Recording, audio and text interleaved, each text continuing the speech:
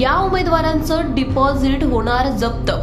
महाराष्ट्राच्या विधानसभा निवडणुकांचा निकाल आज लागणार असून मतमोजणीला सुरुवात झाली आहे। भाजप, शिवसेना आणि अजित पवारांची राष्ट्रवादी काँग्रेसची महायुती आणि मविया यांच्यासाठी ही प्रतिष्ठेची लढत असल्यानं सत्तेत कोण येणार हे पाहणं महत्त्वाचं ठरणार आहे। मात्र या सगळ्यात चर्चा रंगली आहे ती कोणत्या उमेदवारांचं डिपॉझिट जप्त होणार याची।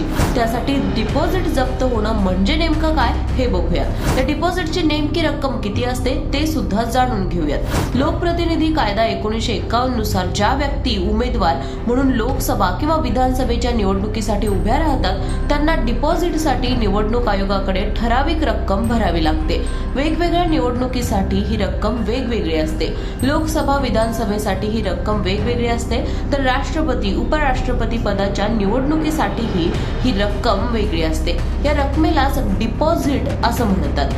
लोकसभा निवडणूक लढवण्यासाठी उमेदवाराला निवडणूक आयोगाला 25,000 रुपये डिपॉझिट म्हणून जमा करावी लागते, तर एसटी आणि एससी कॅटेगरीतील उमेदवारांसाठी ही रक्कम 12,500 रुपये एवढी आहे। तर विधानसभेसाठी डिपॉझिटची रक्कम 10,000 असते, मात्र प्रवर्गासाठी ही रक्कम 5,000 आहे। मात्र उमेदवाराला मतदारसंघातील मतदारांच्या 16.66% मत न मिळाल्यास हे डिपॉझिट जप्त केलं जातं।